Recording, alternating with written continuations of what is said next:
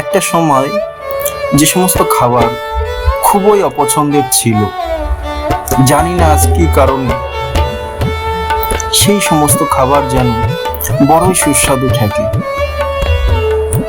মনে পড়ে ছোটবেলায় বাড়িতে ডাল রান্না হলে খুবই আশাহত হতাম। সেদিন আর খাওয়ার কোনো চাহিদাই থাকতো না, কিন্তু আজ তেতো খাবারও সুস্বাদু লাগে। আর পাতে একটু ডাল না হলে যেন সামথিং ইজ মিসিং।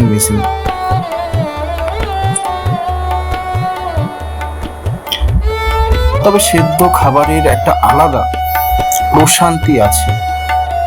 সাদামাটা সহজ পাচ্য, কিন্তু স্বাদে আরামদায়ক।